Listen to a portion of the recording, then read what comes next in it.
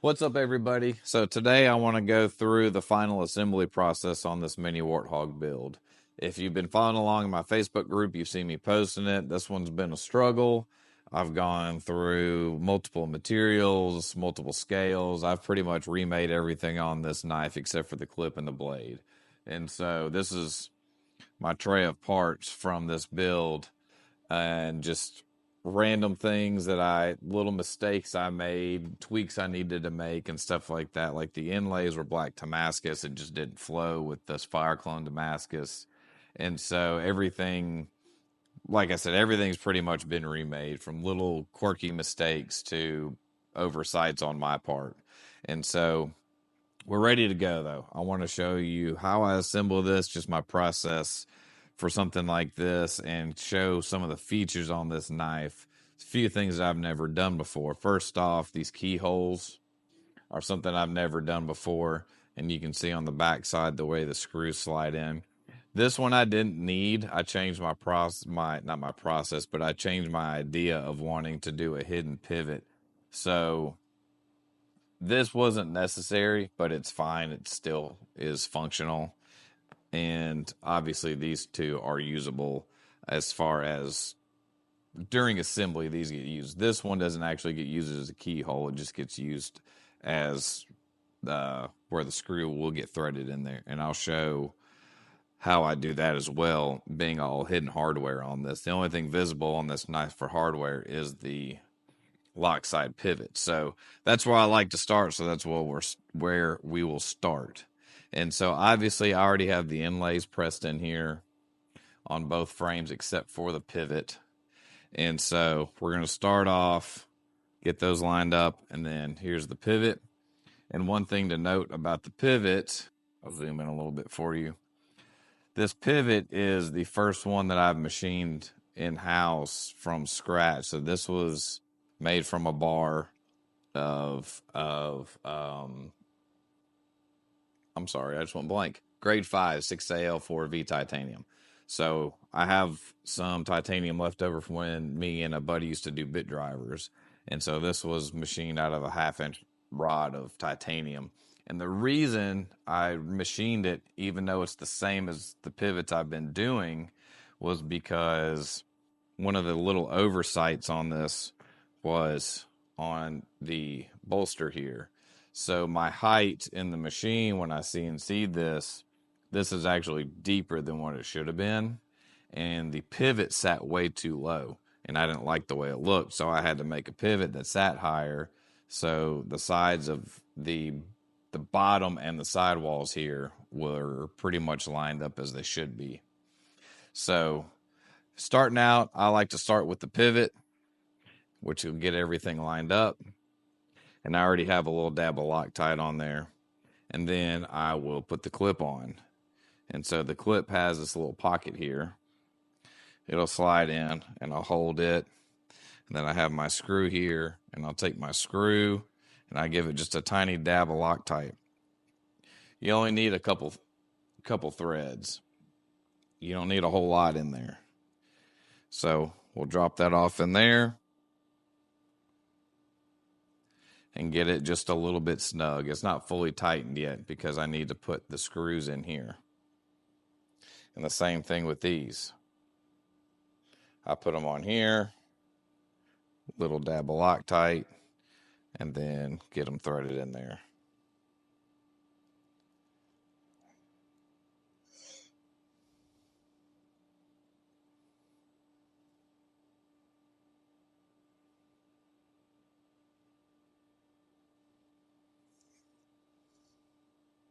And make sure these are nice and snug because we don't want those backing out at all. And so there is the lock side essentially assembled for now. And then next, we want to get the blade started going on there in the back spacer. So I'll get that set down here. And I have my bearings here. And my handy dandy nano oil.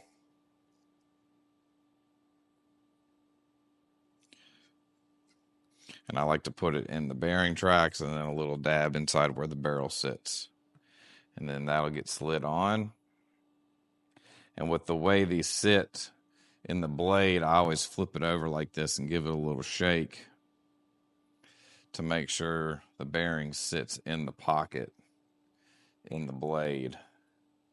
And so you can see there the blade's where it should be. The bearing's fully seated into the blade. So I'll set that down, drop the other bearing in there. And then that's done for now. And so the next part is to start with the back spacer. So I'll take this one as a floating back spacer. So I've got my these are 10,000ths spacers. And I drop those onto the frame. Get those fairly close to being lined up. That way, whenever I set everything on there, I don't have to fight with these. And then I like to take the screws, get the screws in there, set that down, and then the same thing. Pick up the little washers, pop the washers on there. And then the back spacer, get this to focus for you. And one feature I really like that I've been doing for a while now on the back spacers is I put my signature on here. I signed a sheet of paper, scanned it in, and used the laser engraver on it. So that drops on. Sorry with the focus jumping around. And then I drop the pin into the back spacer. And so these pins help with the back spacer locating everything, but they're also there for when I'm machining the frames. That's part of a locating pin, but I've started using them on the back spacer because it helps keep everything in here located and rigid and keep everything just lined up like it should be instead of just relying on threads. And then I take the stop pin, get the stop pin pressed in. And then from here, it's a little tricky, especially with the floating back spacer and having to deal with these tiny, tiny, thin spacers on here. And so what I like to do, being off camera, you won't really see me, but I squat down and I get eye level with it and then just slowly work until I can feel everything settle where it needs to go. Keep a little bit of pressure on it, because the lock bar with the blade, it will try to push it up some. So I just felt down in there around the spacer. So get those on there. Make sure everything is as it should be. Make sure the stop pin is pushed in all the way. It should sit with this liner lock. It should sit flush with the frame or just a thou or two under it. So now that's on there and lined up. And so what I can do here is make sure my back spacer feels like it's all lined up. And having the pin in there really helps with this as well. So now those are snugged up. All right, sorry for the little blip there. I forgot to Loctite those. And so now I have the pivot barrel pushed down flush with the frame. I already have Loctite and the screws in the backside of the scale here. And these scales are linear carbo tie. And then, like I mentioned before, the bladed and all the inlays are Fire Clone Damascus from Mike Norris, as well as the back spacer and then Zerk clip.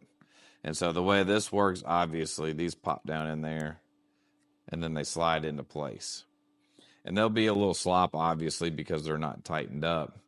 But I will push the pivot barrel all the way in.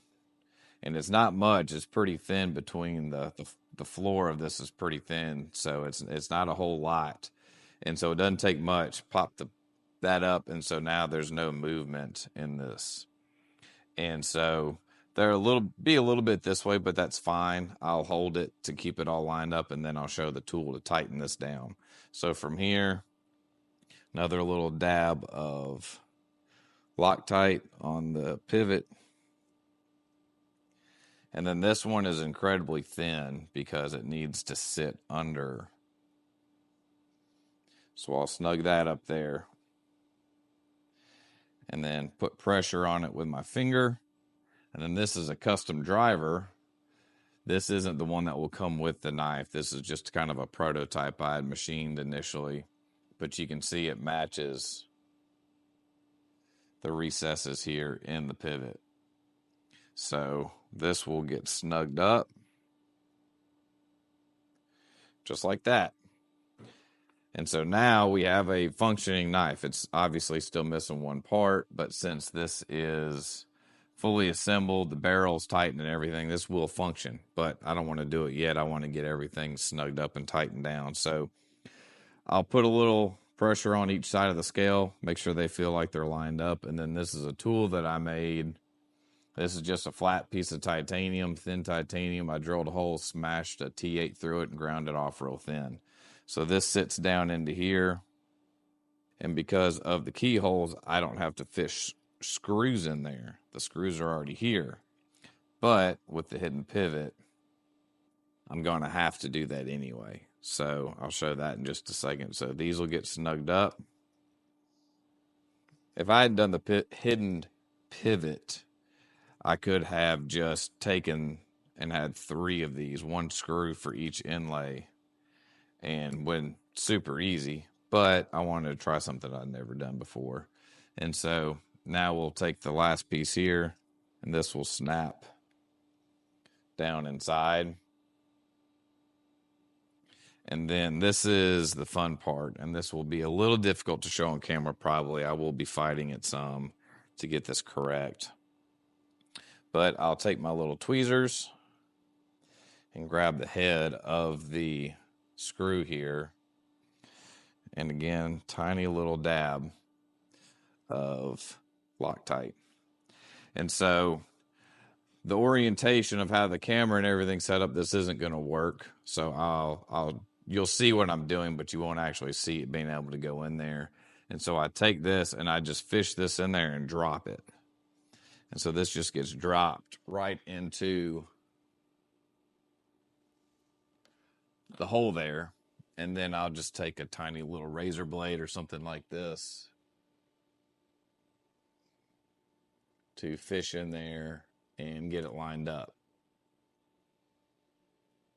All right, I had to pause it for a second. I was fighting with that thing trying to get in there for a couple minutes. But now that it's in there, it's not even started with the thread. So if I tip it back up, it will try to fall out. And so it's just a little bit of pressure, downward pressure, of course, on tightening this. And it's a little bit of a tricky process. And thankfully, this is one of those things that you don't have to do every time you assemble the knife. It's a fully functioning knife without this piece on there. So I've only done this a few times with just checking everything out, the fitment and everything. And so I get this in there, and I think we're finally starting to get some threads. All right, sorry this keeps jumping around. It's one of those times the screw just wanted to act up. And so I'm getting the last couple threads in now, getting it snugged up. And so that's what this tool is for. This tool is super handy for this. And so it just pops in there and sits right in that T8 screw. So get some pressure on there. I had to loosen these up a little bit, so I'm going to snug those back down.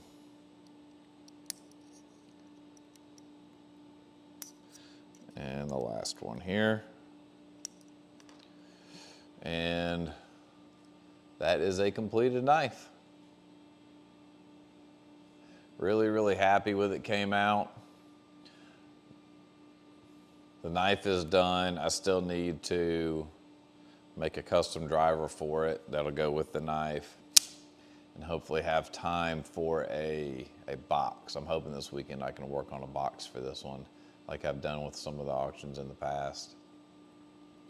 Here we go. Hope you guys enjoyed the video. Leave me a comment. Let me know what other stuff y'all want to see.